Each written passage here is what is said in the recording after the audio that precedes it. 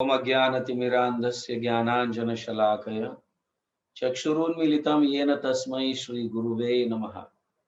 जय श्री कृष्ण चैतन्य प्रभु नित्यानंद श्री अद्वैत गदाधर श्रीवासादि गौर भक्त वृंद। हरे कृष्ण कृष्ण कृष्ण हरे हरे, हरे राम राम राम हरे हरे। हरे कृष्ण कृष्ण कृष्ण हरे हरे, हरे राम राम राम हरे हरे।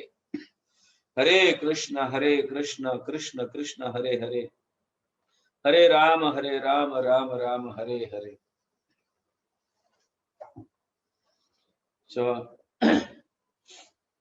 चैतन्य महाप्रभु शिक्षाष्टकम के तीसरे श्लोक हम गाएंगे हम सब लोग।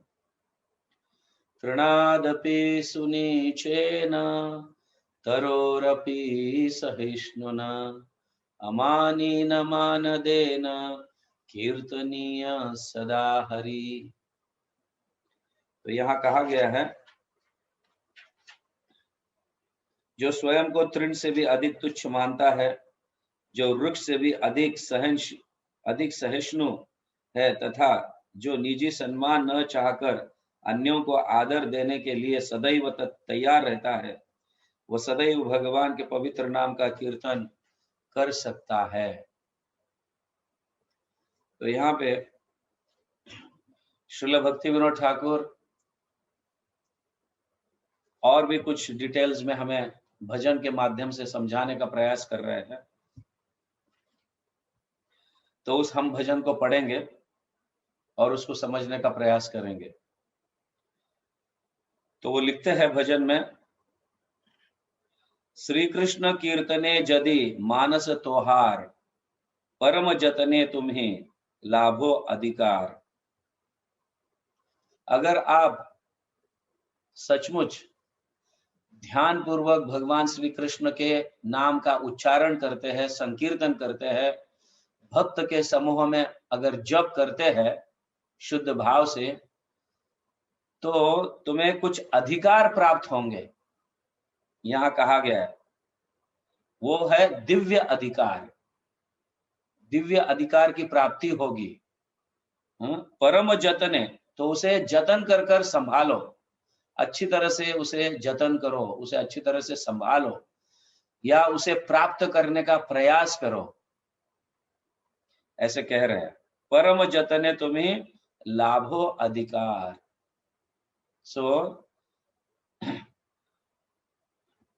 इस प्रयत्न मतलब भगवान के नाम के उच्चारण के प्रयत्न से शुद्ध भाव कीर्तन करेंगे, शुद्ध भाव से जप करेंगे, तो ये दिव्य अधिकार प्राप्त होंगे।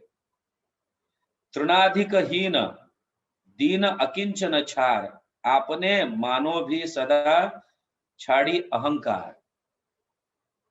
हमारे अहंकार को त्याग कर, स्वयं को अयोग्य मानकर, तृण से भी अधिक हीन, अधम, अधिक शुद्र तथा विनम्र हमें समझना चाहिए या विनम्र भाव रहना चाहिए।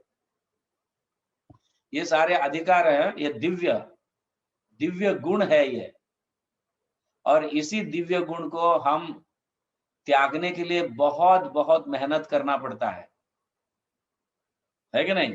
अहंकार त्यागा जा सकता है इतना जल्दी? नहीं त्यागा जा सकता है। क्या अपने आप को क्षुद्र हम मान सकते हैं, विनम्र भाव रह सकते हैं? ये बड़ा कठिन है। इसीलिए इसे दिव्य गुण कहा गया है। ये कठिन है ये प्राप्त होना, और इससे ही भगवान संतुष्ट होते हैं। इन गुणों की जब हमें प्राप्ति होती है तो भगवान संतुष्ट हो जाते हैं और हमें प्रेम प्रदान करते हैं। तो यहाँ का है, तृणाधिक हीन दीन अकिंचन छार, आपने मानो भी सदा छाड़ी अहंकार। छाड़ी अहंकार मतलब अहंकार को त्याग दो। अहंकार को जब हम त्याग देते हैं तो ये दिव्य गुण हम में प्रवेश होने लगते हैं। भगवान का जैसे जैसे हम जप करना, कीर्तन करना, संकीर्तन करते हैं, भक्तों के समूह में मिलकर, समूह में रहकर जप करते हैं, तो धीरे धीरे ये गुण हम में आने लगते हैं। मगर उसके लिए क्या है? अहंकार छाड़ी। अहंकार को त्याग देंगे तो ये गुण आने लगेंगे। फिर क्या होगा? वृक्ष सम क्षमा गुण करो भी साधन, प्रतिहिंसा त्याजी अन्य करो भी पालन। तो वृक्ष के जैसा क्षमशीलता, क्षमा और शीलता का अनुशीलन कर कर क्या करना चाहिए? अन्य जीवों के प्रति हिंसा को त्याग देना चाहिए।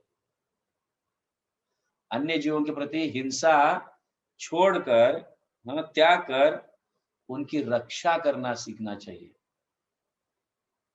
ये कौन करता है? वृक्ष करता है कि नहीं? जैसा हमने कल समझा, कोई व्यक्ति वृक्ष को काटता है, काटना शुरू कर देता है और बीच में थक जाता है और उसी वृक्ष के छाये में आश्रय लेता है, आराम करता है, लेकिन वृक्ष कभी उसे ये कहता नहीं कि मैं तुम्हें छांव क्यों दूं, क्यों तुम्हें मैं छाया दूं, क्यों तुम मुझे काट रहे हो।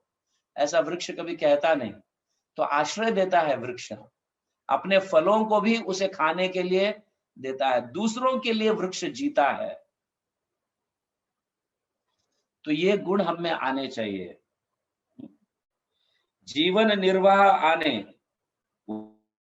वेग ना दिवे, पर उपकारे निज सुख पासरिवे। जीव को कोई भी जीव को कभी दुख देना नहीं चाहिए, ये गुण आ जाता है।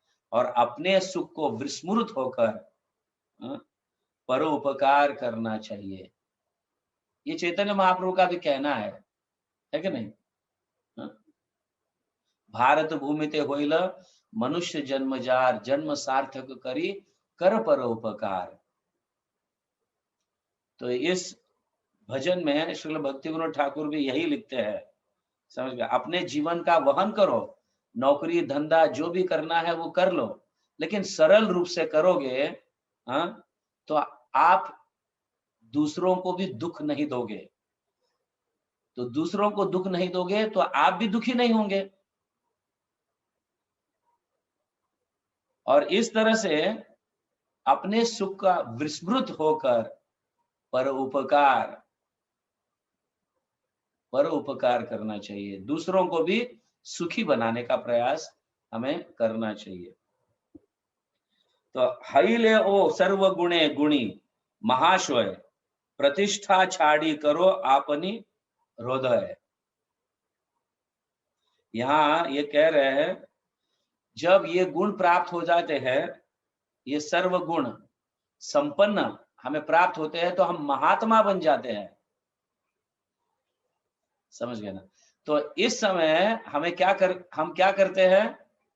हमें क्या करना चाहिए? मान सम्मान प्रतिष्ठा को त्याग देना चाहिए, इन आकांक्षाओं को भूलना चाहिए और दूसरों को विनम्र भाव से सम्मान करनी चाहिए। ये भी बहुत बड़ा दिव्य गुण है, समझ रहे हैं? तो यहाँ कहा गया, जब व्यक्ति इस प्रकार सर्वगुण संपन्न महात्मा बन जाता है, ये गुण संपन्न जब होते हैं, वृक्ष के जैसा और तृण के जैसा, घास के जैसा, ये गुण संपन्न होने से होता क्या है? गुण संपन्न महात्मा बन जाता है।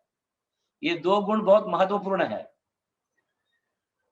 तृण से भी अधिक विनम्र और पेड़ से भी अधिक सहनशीलता, और दूसरों को आश्रय देना। तो ये गुण हमें महात्मा बना देते हैं। लेकिन महात्मा बनने के उपरांत हो सकता है चांसेस कि हमें प्रतिष्ठा सम्मान की इच्छा हो, लेकिन यहां कहा गया मान प्रतिष्ठा की आकांक्षा को त्याग कर हृदय को विनम्र बनाना चाहिए। तो और भी हृदय विनम्र बन जाता है जब हम इसे त्यागते हैं। तो कृष्ण अधिष्ठान सर्व जीवे जानी सदा, करो भी सम्मान सबे आदरे सदा। कृष्ण अधिष्ठान, कृष्ण परमात्मा के रूप में सभी जीवों के हृदय में निवास करते हैं।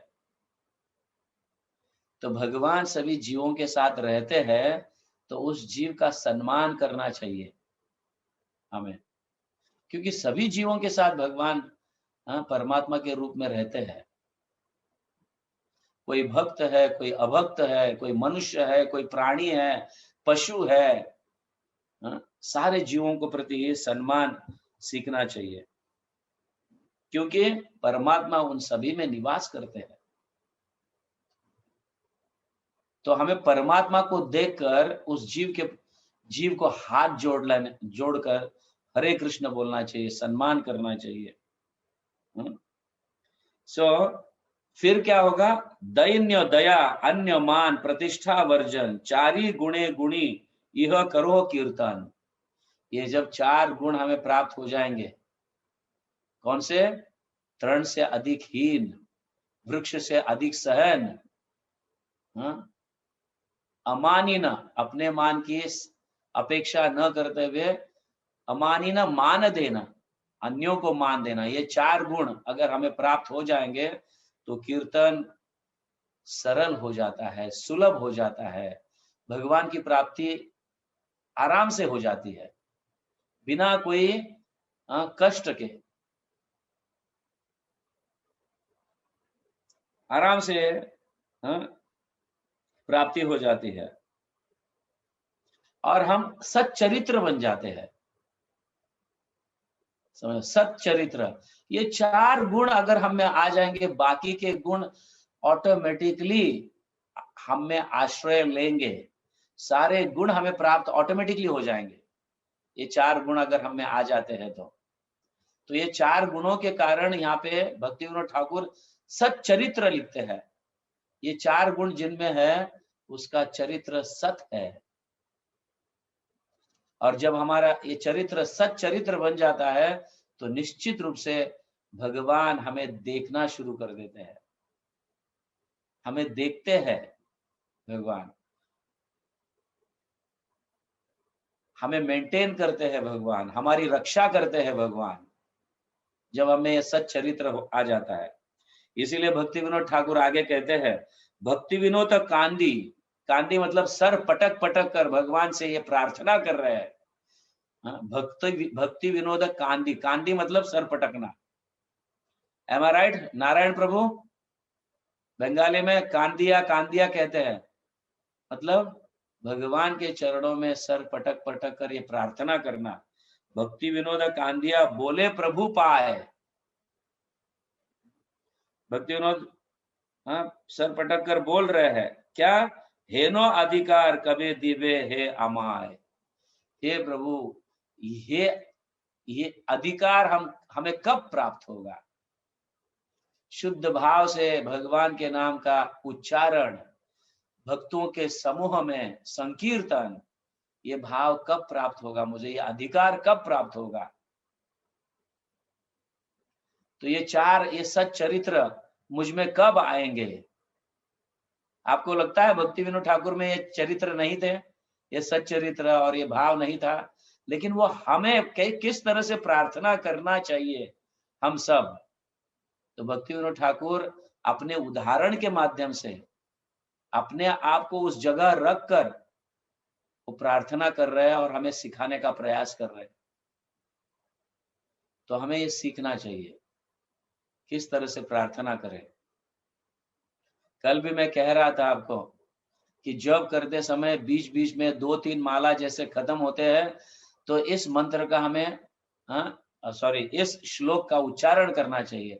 तृणादपि सुनिचेन तरोरपि सहिष्णुना अमानी न मान देना कीर्तनीय सदा हरि। तो ये श्लोक का उच्चारण करते रहेंगे बीच बीच में, तो हमें ये याद दिलाते रहेगा, मन को हम याद दिलाते रहेंगे कि हमें तृण से भी अधिक हीन होना है, वृक्ष से भी अधिक सहनशीलता और दूसरों को आश्रय देना, ये गुण आना चाहिए। दूसरों को सम्मान देना, अपने सम्मान की अपेक्षा नहीं करना, ये गुण के लिए प्रार्थना हमें करनी चाहिए। तो इस तरह से यहाँ कह रहे हैं। और इवन उद्धव भी जो है, देखो भगवान के इतने निकट रहने के बाद भी उद्धव वृंदावन में घास बनने का प्रयास कर रहे हैं और अभी भी घास बनकर रहते हैं वृंदावन में। क्यों? क्योंकि वृंदावन के उस कुसुम सरोवर के पास, हाँ, उद्धव कुंड जहाँ पे है, वहां पे वो घास बनकर रहते हैं, क्योंकि वहां पे गोपियां जो है राधा रानी के साथ अन्य गोपियां फूल तोड़ने के लिए, भगवान की माला बनाने के लिए फूल तोड़ने के लिए वहां पे आती है। और जब आती है तो उस घास के ऊपर, हाँ, गोपियों का चरण रज लग जाता है। मतलब उद्धव जी गोपियों के चरण का व्रज, धूल अपने सर पर धारण करने के लिए घास बने हैं वहां पे। और घास बनकर जो गोपियों का प्रेम है कृष्ण के प्रति, वो प्रेम प्राप्त करने के लिए ये रूप, ये घास बने हुए हैं। क्योंकि गोपियों के चरण के व्रज के बिना हम भगवान का इस प्रकार, जो गोपियों का भाव है कृष्ण के लिए, उस प्रकार का प्रेम प्राप्त होना संभव नहीं है। इसीलिए तृण बनना चाहिए, तृण से अधिक हीन समझना चाहिए अपने आप को। अगर वृंदावन में हम घास भी बन जाए ना, तो हमारा भाग्य खुल जाएगा, क्योंकि वहां पे गोपियां चलती है उस घास पर, उस वन में, तो उनका चरण का रज हमें प्राप्त होगा। ये बहुत कठिन है, आप शायद नहीं जानते। उद्धव जब वृंदावन, भगवान ने वृंदावन में भेजे थे, जाओ गोपियों को सांत्वना दे के आओ, हाँ? जब वृंदावन भेजे थे और गोपियों को समझाने लगे, सांख्य तत्व समझाने लगे कि हम सब जीवात्मा है, भगवान परमात्मा है, हाँ? ऐसे किसी के प्रति आसक्त रहना ठीक नहीं है, तो समझाने लगे। तो उल्टा गोपियां उनको प्रेम के विषय में समझाने लगे, और उद्धव इस प्रेम के महिमा को समझ पाए, और आते आते वापस मथुरा आते आते सोचने लगे कि मैं इन गोपियों जैसा प्रेम कैसे प्राप्त कर सकता हूं। तो कुछ समय के बाद वो गोपियों के पास गए और ये विनंती करने लगे, हे राधा रानी, हे ललिता, हे विशाखा, मुझे आपके प्रेम के कॉलेज में एडमिशन लेना है। समझ गए ना? तो कोई भी कॉलेज में एडमिशन लेने के लिए इंटरव्यू लेते हैं, विद्यार्थियों का इंटरव्यू लिया जाता है कि वो योग्य है क्या नहीं इस कॉलेज में एडमिशन लेने के लिए। तो गोपियां उनका इंटरव्यू लिए, हमें कुछ प्रश्नों का उत्तर दो, अगर आप उत्तर दोगे तो हम इस कॉलेज में आपको एडमिशन देंगे। तो कुछ प्रश्न पूछे कि कृष्ण हमें उतना ही प्रेम करते हैं जितना हम भी कृष्ण को करते हैं, फिर भी कृष्ण को हमारी याद नहीं आती है, वो वापस नहीं आए। वचन दे के गए कि मैं वापस आ जाऊंगा वृंदावन, देकर मथुरा चले गए। अब तो कंस का भी वध हो गया, सब कुछ हो गया, और मथुरा से वो द्वारका चले गए यहां आने के वजह। तो क्या उसका उत्तर है, क्यों नहीं आए, इस प्रश्न का उत्तर दो। जैसे स्कूल में बच्चा सीखता है और टीचर्स बच्चों को सिखाते हैं, बच्चा सीखकर चला जाता है, आगे बढ़ जाता है, नौकरी करता है, विवाह करता है, बच्चे पैदा करता है, हाँ? लेकिन टीचर स्कूल में ही रहते हैं, उन बच्चों को, उन विद्यार्थियों को टीचर्स की याद कभी आती नहीं है। या भौरे जो है फूल से मधु लेते हैं और उस फूल के पास वापस कभी आते नहीं, क्योंकि भौरों का यह स्वभाव है, जब फूल से मधु लेते हैं, मध लेते हैं फूलों से, तो वापस उस फूल के पास जाते नहीं है। या भिक्षुक भीख मांगने के लिए किसी दरवाजे पर जाता है और भीख लेने के बाद वापस नहीं आता, भिक्षा देने वाले वहीं रह जाते हैं, स्कूल में टीचर्स वहीं रह जाते हैं, फूल जो मधु देता है अन्यों को, अन्य भौरों को, वो भी वही रहता है। इस तरह से हम भी यही है, लेकिन आने का वचन देकर वापस आए नहीं है। ये बताइए क्या उसका उत्तर है? तब उद्धव अपने सर खुजाने लगे। हाँ, ऐसे ऐसे क्या उत्तर दूं मैं? भगवान वचन दिए लेकिन आए नहीं। क्या भगवान इनसे इतना ही प्रेम करते हैं कि नहीं? ये उनमें डाउट आने लगा। तो उत्तर न देने के कारण उन्होंने कहा तुम मतलब यहाँ पे एडमिशन लेने के लायक नहीं हो, योग्यता तुम में नहीं है। तब उद्धव उनके चरण पकड़कर ये समझाने लगे, ठीक है, मैं विद्यार्थी अगर नहीं बन सकता हूँ, तो क्या मैं आपका नौकर बन के रह सकता हूँ? कि आपके इस कॉलेज में, प्रेम के कॉलेज में जो टीचर्स है, ललिता, विशाखा, अन्य सारे गोपियां जो सिखाती है, प्रेम का भाव सिखाती है, हाँ, प्रेम का वितरण करती है, तो मैं उनके लिए उनका नौकर बन के रहूंगा, या उस कक्षा, उस क्लास में मैं झाड़ू लगाऊंगा, उनके लिए पानी लाके दूंगा। कम से कम इतनी तो सेवा मुझे दीजिए कि मैं इन टीचर्स लोगों की सेवा कर पाऊं। फिर भी गोपिया ने कहा, इसकी भी योग्यता तुम में नहीं है। तो कैसे योग्यता मुझ में प्राप्त होगा, ये सोचने लगे। ऑफ कोर्स भगवान दधामि बुद्धि योगम, भगवान सभी के हृदय में परमात्मा के रूप में बैठे हैं। ठीक उसी तरह से उद्धव को भी समझाए परमात्मा के माध्यम से।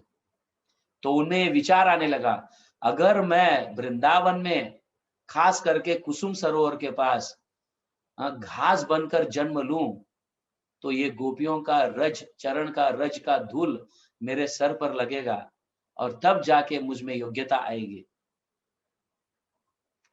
इसलिए उद्धव अभी भी राधा कुंड, श्याम कुंड के पास जो कुसुम सरोवर है, वहां पे घास बनकर रहते हैं, और गोपियां वहां पे फूल तोड़ने के लिए जाती है, भगवान के लिए माला बनाने के लिए। तो उस समय जब जाती है, उस घास के ऊपर पैर रखकर जाते हैं।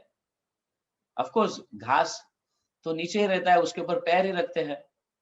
तो इस नाते से इस उद्धव के सर पर, उद्धव जी के सर पर गोपियों के चरण का व्रज प्राप्त होता है, और इस तरह से वो प्रेम की प्राप्ति करते हैं। तो तृण से भी अधिक, मतलब घास बनना बहुत जरूरी है। तो घास के जैसा विनम्र, कम से कम, मतलब घास बनना मतलब घास के जैसा विनम्र हमें रहना चाहिए। घास के ऊपर जब कोई चलता है और उसे दबा देता है, तो फिर भी घास अपने आप खड़ा हो जाता है, और कभी उनको उल्टा बोलता नहीं, अरे तुम मेरे सर पर क्यों पैर दिए, हाँ इतनी तुम्हारी मजाल। ऐसे घास कभी उल्टा बोलता नहीं है। तो घास अपने आप में खड़ा होना सीख जाता है। तो ये गुण बहुत महत्वपूर्ण है, तभी जाके कृष्ण का प्रेम हमें प्राप्त होगा, वरना तो बहुत डिफिकल्ट है। इसीलिए इसे भक्ति विनोद ठाकुर दिव्य गुण कहते हैं। ये दिव्य गुण जब प्राप्त होते हैं, तब हमें भगवान के नाम का कीर्तन शुद्ध भाव, प्रेम भाव से करने का अधिकार प्राप्त होता है। आप समझ रहे हैं?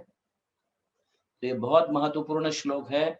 इसीलिए भगवान स्वयं चैतन्य महाप्रभु भी दोनों हाथ ऊपर उठाकर सबको सुनने के लिए कह रहे हैं, सुनो सुनो, इस श्लोक का कंठी माला आपके गले में डालकर रहो। तृणादपि सुनिचेन तरोरपि सहिष्णुना अमानी न मान देना कीर्तनीय सदा हरि। इस श्लोक का कंठी माला के रूप में आप धारण करो इसे, और हर हमेशा ये श्लोक आपके कंठ में रहे, इसे उच्चारण करते रहे। जब भी हम जप करते हैं, जब भी कोई हमें थोड़ा मतलब अपमान करता है, हमें डांटता है, तुरंत ये श्लोक हमें याद आना चाहिए।